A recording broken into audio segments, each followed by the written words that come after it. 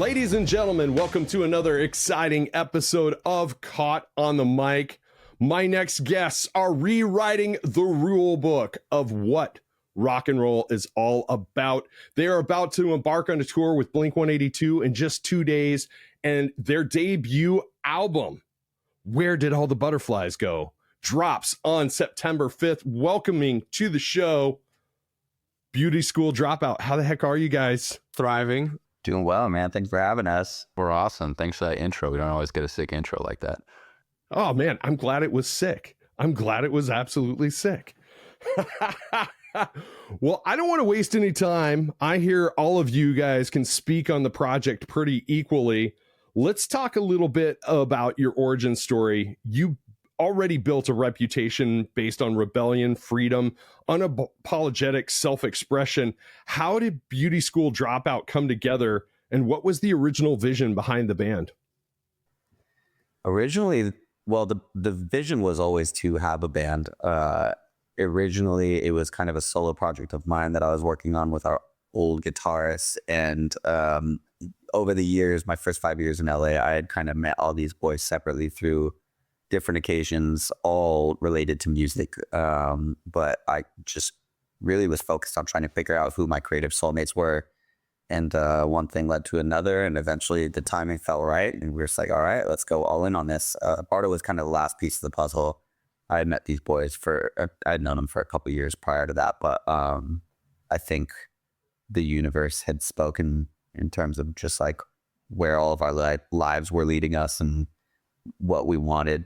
And there was alignment. So that was it. We just like ended up, there were some songs that I had written that whole year before in our first session that we did with Bardo. I brought one in, and then me, Beepus, and him kind of just like explored the idea, tore it apart, rebuilt it. And by the end of the day, we're just like, damn, this is interesting. I think we have something here. We should do that, which was hilarious because like Bardo he is still a producer, but at the time was only producing.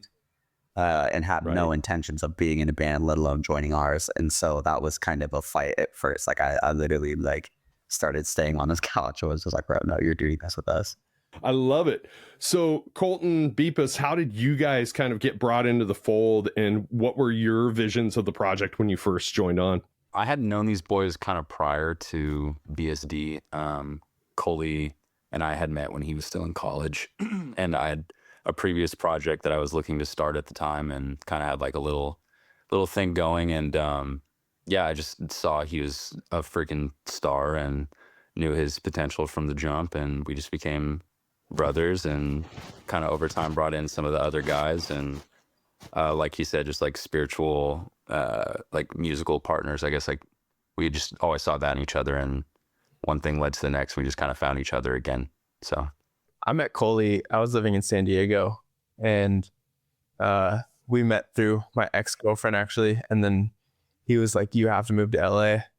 And so I like moved back to Arizona for a year, or just under a year, saved up a bunch of money. By a bunch, I mean like $6,000. And then moved to LA, spent all that money within the first 2 months of being here. But then I joined Strange Faces with Colton and Coley as it was fizzling out, and then just stayed close to the boys. And then when Coley was like, we're doing Beauty School Dropout, I was like, I'll play anything. And that's how I ended up playing bass, because, I always wanted to play guitar, but I always get stuck as the bassist. I'm cool with it now, but. Do you know how common that is? I swear, like almost every band that I was in back in the day, the bass player originally started out as a guitarist. It's the curse of being a guitar player that knows how to play bass. Right. But at least you know the instrument, right? Yeah. Now I love it. Now I'm a bassist, but definitely when we first started, I was like, I'll play bass, I guess. So you guys have just released Two of Us along with other singles like Sex Appeal and Fever. What story or message ties this new era of music and this project together? I think ultimately just trying to bring rock and roll back as a whole, the attitude, the sound, the feel, the vibe. Like feel like there's so many subcultures of rock now, right? To where Yes. we know we're not the heavy band, we know we're not the pop band, and we've kind of been in this like ambiguous limbo for the first few years of the project, whereas like I think we were able to take advantage of that, but now I think we're more in the headspace of like we want to just like own our niche and just like carve out our own space in all of it. And I think that attitude of the music that we grew up on and resonate with the most just really bleeds into like our story, who we are, how we've lived, like how we've come up and what we want to represent. Like you said, just like rebellion, freedom, that spiritual chaos, and that has taken us to new heights sonically as people, as friends. You know, it's just clicked. You know, I find it really interesting in a good way and refreshing that you're talking about bringing a specific genre of music back to life.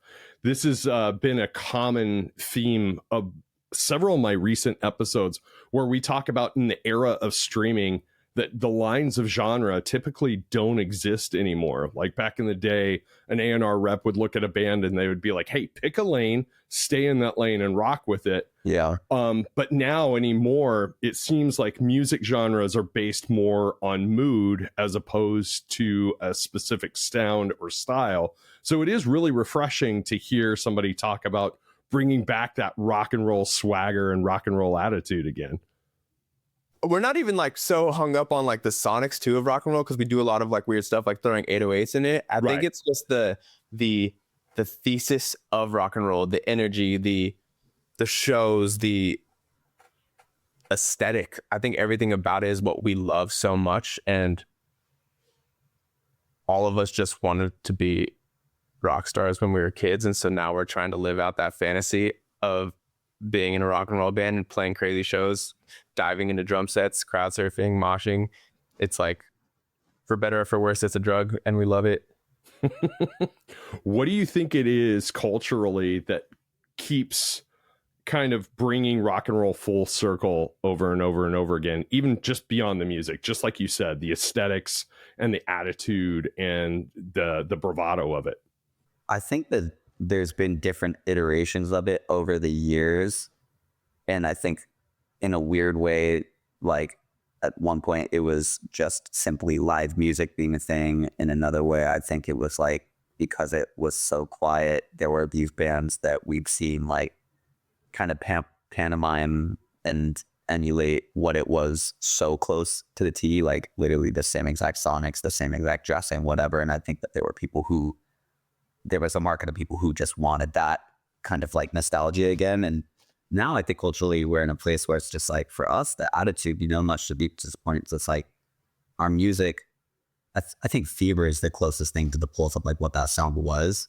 But overall, our sound captures something completely new and different, in my opinion. And I think the bigger thing for us is just bringing that same kind of energy and authenticity back into the space where it's just like, yeah, we do love to have a good time and party and view ourselves and like go hard and throw crazy shows. Like the controlled chaos is who we are as people. So why not just be 100% authentic to advocating that and representing that? We just respect like the cultural side of the scene. And I think when it just like uphold what that was in its like original form, I think like the commercialization of rock and roll kind of like killed the rock star for a long time. And I think, like Cole said, there's been many iterations of that have come back that felt more like cosplay than the real thing. And I think for us, it's just about, that authenticity of it and making sure that's present.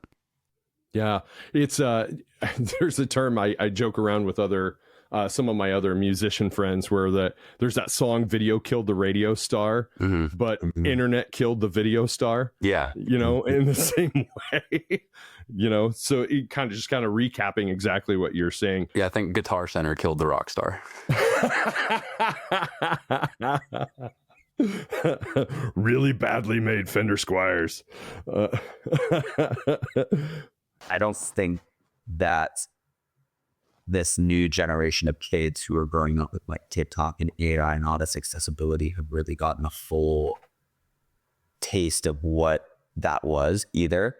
So in a sense, like they, Right. like, as much as people like us might be familiar with it, I think it's kind of this new thing to a lot of the youth where they're like, wait, what? This exists? And I think to that point, it's like we feel very compelled to keep pushing that and simply not freedom to people. So kind of building on that, your debut album dropped September 5th. It was produced by Neal Avron, who's worked with giants like Fall Out Boy and Linkin Park. What was it like collaborating with him, and how did that shape and develop your sound? You know, we've talked about the aesthetic parts of it, but like, let's talk about the sound of the band itself. I think what Neal brought out of us that we hadn't ever tapped into previously was just the rawness of being a rock band. This was the first time we recorded fully on amps, like everything analog. We dove in and committed to tones immediately. I think the rock space, with production being so advanced now, like you're able to emulate anything through an amp sim or whatever, and so there's so much non-committalness. Like you can change your mind a day before you go to mix on what your guitar sounds like. And for us with Neal, it was, nope, we're going to dial the tone in. We're going to get it. We're going to use these tones across the whole entire album. Same with drums. We had like maybe a different snare on a few of the different songs, but we had the same exact drum setup in his basement of his studio. It never changed. It was just like a real old school approach to recording an album. We had to get really good takes. There was minimal editing on anything. There was one song where I played the same four notes for like 2 hours because he was like, you can get it perfect, and I was like, dude, I don't think I can actually get it perfect. I don't know if I did, but I was starting to feel really defeated. I was like, why can't I just play this right? But now we're better for it too.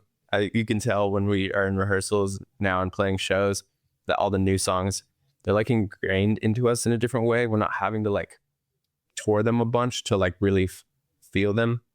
Yeah, that's also the difference between like being a local regional band recording with an engineer versus like leveling up and recording with an actual producer, is those little niche attention to details that maybe not everybody thinks about. Not only just a producer, but also just a mixer. Like Neal's such an incredible mixer. Going into the recording process, he approaches certain things with different techniques that we wouldn't necessarily think about. And then now you're about to do this tour with Blink 182. Is this a pinch yourself moment right now? We've been blessed that this is our second time touring with them. Oh my gosh. And this time it's with Alkaline Trio too. Right. So the fact that the lineup is us, Alkaline Trio, and Blink is definitely a pinch me moment. That's the exact music I grew up listening to. Blink is my favorite band. It's also just cool getting to play arenas and amphitheaters and stadiums with such cool people. Right. Mark has also been a champion for us since the beginning. Yeah, I was going to ask about that. You guys have collaborated with Mark in the past. So was that kind of the breadcrumbs that led you from point A to point B in this scenario? Definitely one of the breadcrumbs. I think we've been blessed with a lot of musicians that like co-signed us very early on. Shout out like Jason Butler from Fever 333 and Let Live, and the list goes on and on and on of just so many cool musicians that we look up to co-signing us and just giving us little bits of knowledge along the way. I was just to say, I feel like at the end of the day, like they have just been so instrumental in us being ourselves. And if ever we're in a situation where we're like, oh, well, would this be poor radio, or would this sit out there, just like, they really pulled the beer us for ourselves and force us to just be like, okay, well, what do we want? And I think that realistically, we always have to put the work in, but they've been really, really huge advocates of like, okay, well, does this represent you? So your shows are known for being high energy and raw. How do you approach creating that live experience and connection with fans? We love the community and we love bringing people together. And I think that's kind of the principle that this whole band has been founded on. It's just like how to connect people and to give them the same kind of healing through music that I think we all experienced as kids and young adults. And that the actual nature of the shows, I mean, think we just got we got a lot pent up. We're very emotional people, and we have a lot that we hold in. And I think that is our therapy in a lot of ways. Leaning into some of your experiences, and who are some of your influences as far as developing what kind of sound you wanted to go for and what your live show would look like and sound like? I think sonically, we all have a very wide spectrum of artists that we pull from. So it's hard to say or even narrow it down to like a limited number of people. I think we all kind of have our go-tos. But then I feel like in terms of the actual show itself, we definitely look to a lot of our peers in the rock space. We look at like the Turnstiles of the worlds and the Nirvanas of the worlds and the people who, even if their songs do have a pop-centric melody to it, can still achieve bringing that side of people out where it's just like off the floor, jumping, mosh pits, crowd surfing, just like full visceral engagement. Yeah, I think like we just like take from like more so like the cultural side of like that punk space that we come from, and like the feeling that we were given when we were younger from being a part of that space. And like Cole said, just trying to create like an inclusive place for people to kind of have that visceral release that I think comes out through, you know, what we're doing musically and in our performance. And then also just like the community feel that our fans have being together amongst each other, sharing that experience together. I love that. Now, individually, was there a flip the switch moment that each one of you had where you went to a live show as a fan and you're like, okay, shit, this is the moment, this is the thing I want to do for the rest of my life? I've had that like so many times in my life. Actually, I feel like I don't cry a lot, but for some reason when I'm at a show that's like one of my favorite bands or just someone just performing so well, like it like triggers that response to me. And I just hope that I can give that same feeling to especially the kids that want to do this as well. Yeah. It's so visceral. Music is like the only thing that like I think hits all the sensories. Yeah. And yeah, I can only imagine how it feels for other people to like watch their favorite band, and I just want to do that for people.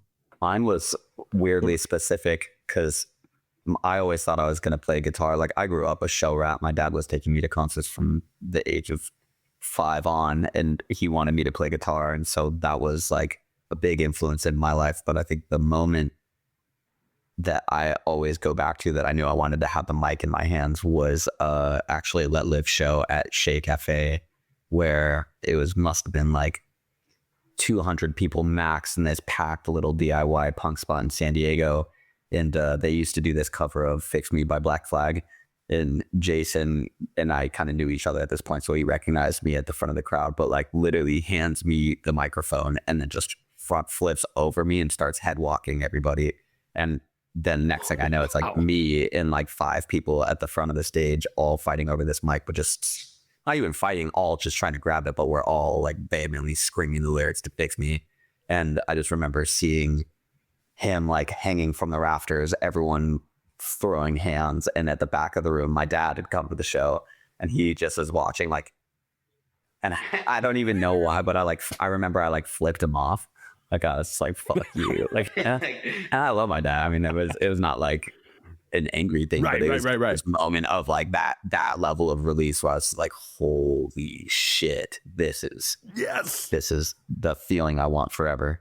I've been in bands since I was just a little kid. My neighbors across the street, when I was a little kid, we started a band, and ever since then, as long as I can remember, I've been in a band. And I think even more so than like the live performance aspect of music and, you know, what we get out of that, I think I just always knew that I wanted to have that brothership and like that level of closeness and family that is, you know, in some cases even stronger than, you know, blood. And I think, you know, these guys, I've been playing music with them for almost a decade now, you know?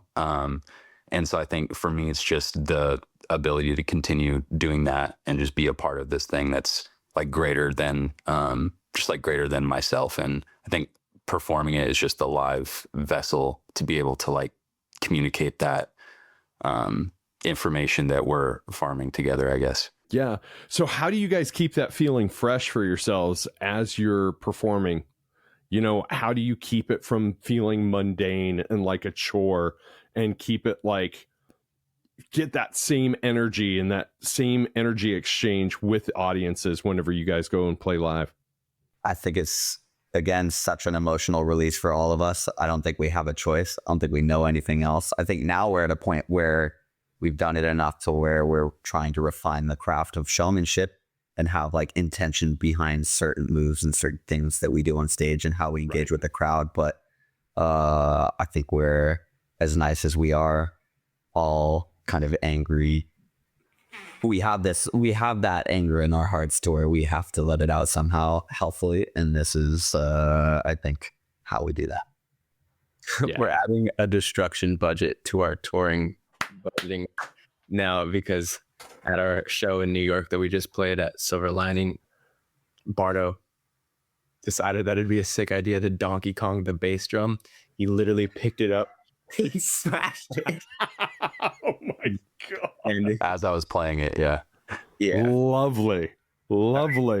that's the stuff we love. Like, I'm excited just to like, once there's more rafters and all these things, just to like climb and flip off, and as the crowds get denser, we can dive from higher spots. And You guys have all been doing this long enough. You kind of get where I was coming from with that question. I think we've all been on stages where we're like, this is now starting to feel like a chore. Like, and you know, it's time to call that project wraps whenever it starts like not being fun anymore and you're not emotionally invested anymore. Have you guys had that experience with past projects? I'm not asking you to shit on any past projects, by the way. oh, absolutely. I feel like at the end of the day, you're making art, right? And if you're not passionate about what you're doing, then it kind of fizzles out. And I think the coolest part about this band is that all four of us are so all in that if one of us starts falling out slightly, they have the space to actually take their time to like go figure out what they need to. And the other three members will like carry the flag. And when the other person's good to come back, they come back and nothing's changed. The one place where I think we all just like have never gotten bored of is the live show. I think that's why we do this. I love that. I love that. Is the band the last refuge for that chosen family environment where, you know, you build true brotherhood, build a true family bond with people that might not be blood related to you? For sure. We call it a marriage. We're married to each other. Like marriage, you have to put effort into to make it work. It's not always glamorous. Right. A lot more than not. It is not glamorous. There's a lot of stress and a lot of things you have to go through, and traveling nonstop is really hard. You get sick, you fight, you do all these things, but we have so much love for each other. I would do anything for my dudes. Your music often challenges the status quo and celebrates individuality. What do you hope fans take away from your songs and your presence as a band? I think the same thing that we've been talking about, just like how we all even got into this in the first place, which is just really falling in love with the community and the healing aspects that music brings out of us. Like, I think we've all had our dark times, and I think music was always the solace for all of us. And that's just been the through line of everything. And I think to be able to give that back to people now in our adulthood is like the coolest thing ever. So with the album dropping soon and a massive year of touring, what's the big vision for Beauty School Dropout moving forward? Where do you want this ride to take all of you guys? I hope it's an endless roller coaster. Yeah, just making it as big and loud and obnoxious as possible. I want every person on earth to either love us or hate us and nothing in between. As long as they spell our name right, they can say anything they want. I love that. I love that. So You know, do you guys have a favorite destination that you're looking forward to returning to with this upcoming tour? London. We love Really? the UK. Yeah. Love London. What's different about the UK than playing here in the States? I think on a consumer level, the way that people engage with music is much different. Like America's very big on like the fan culture resonates more with like, let's take the photo, let's like freak out and do the thing. And then let's also stand still and like video while we're in the show. Whereas I think in the European and UK markets, we've seen a lot more of the inverse, where it's like we run into fans outside of the shows and they're like almost timid and scared and like want to be super mindful and respectful of our time. But then when the show comes on, they just go hard. And I think it actually took going there for a few times for us to realize that that was a thing and start thinking about how we can implement that more into the crowds that were coming to our shows out here. Because there was a moment where it was like, they were still exciting and we were still going hard, but it was like almost this enamoring thing for people where it was like stand still and watch and just be captured. Whereas now I think a lot of the fan base is picking up on the attitude of it and starting to give a lot more of like, we had, I mean, even one of our last shows, there was this like 55-year-old woman who's, I just crowd surfed for the first time ever. And we were just like, yes, absolutely, more of that. So where did the concept for the title, where did All the Butterflies Go come from? It's a pretty emotional time, and I was kind of hitting a little rock bottom moment where I just genuinely had to ask myself that question. I was just like, where did my love for all of this shit that I've gotten myself into go? Because I wasn't feeling it then. And I think that we had a similar moment.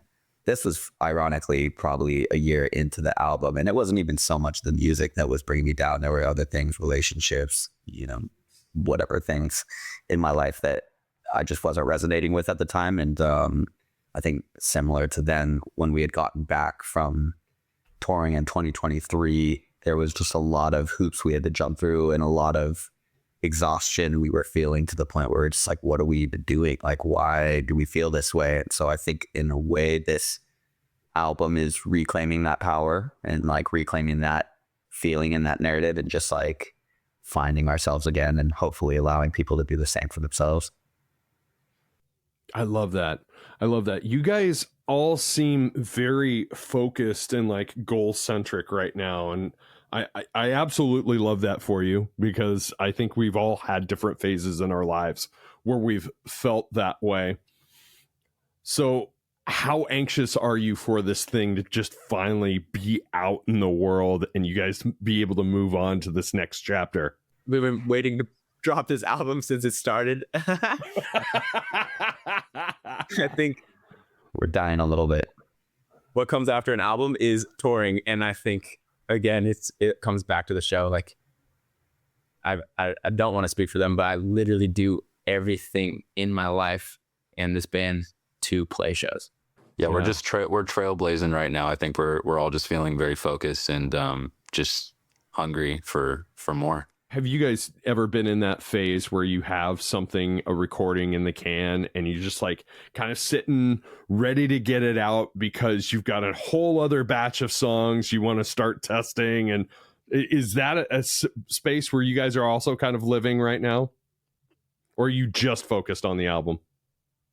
I think more on the live side, like we've had the songs, now we want these songs to come out, but I think more than anything, like we've been playing a lot of the songs in our live set for years now. And I know fans love it, but I think we're at the point where we're ready to graduate and kind of give them a new side of us and let them grow with us as we have as individuals. And I think that more than anything, we're just excited to be able to start playing this new music and like garner that hype and really focus on the energy of the shows and just like bringing our movement with us. It all feels like a major like chapter turn, and I think we're just looking forward to immersing people into the world that we're creating right now. My wrap-up question, kind of a little bit off the wall, but I do like to get everybody's individual perspectives on it. You guys can answer one at a time.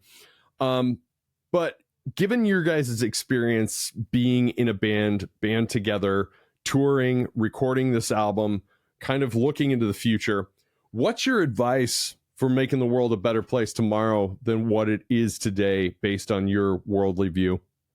Just give a shit about your neighbor. Like, I really just believe that kindness goes so far. You don't know what anyone else is going through. And even a smile to a stranger could change their day, their life. And I love complimenting people. I love gassing people up. I love cleaning up I'm eating dinner. I like cleaning the table up a little bit for the waiter, you know, just anything to like help make someone's day easier. Yeah, I think Beepus like has instilled that even in me as a person. It's just always leaving it better than you found it. I think as a band, that's like a huge part of our, you know, our ethos and what we believe in. So we try and apply that in everything we do. Yeah. I think for me, just like keeping an open mind and an open heart. I think we're in a time where everything is so polarized and it's so easy to want to scream and shout just to get your opinion across, when at the end of the day, we all want the same things. I think everyone wants to like feel good, have security, have all these things. We just have different ways of expressing it. And so I think for me, that is the big thing. It's just like, it's not always going to be what we want it to be, but so long as we're willing to accept whatever challenges we might face or whatever obstacles we have to hurdle, it's like nothing's impossible. Yes, I think we are in a state of society where people spend too much time listening to respond instead of listening to learn. So kind of to accent everything that you guys said, you're absolutely right. Little small acts of kindness every day make a world of difference. So I love that. Why don't you guys tell my audience where they can find you and your music online? Plug your shit, guys. At bsd.wave on Instagram, beauty.school.dropout on TikTok, Beauty School Dropout everywhere else. And if you can't find it through that, then I think there's some deeper questions to ask yourself. Come to a show. That's all I care about. Stream our new record coming out September 5th. Love it. I love it. Guys, thank you so much for doing the pod. The world is a much better place with you in it. I can't wait to see you guys in the real world. Damn, come to a show. Oh yeah, bro. Thank you for having. Yeah, thank you, brother. We look forward to seeing you at a show.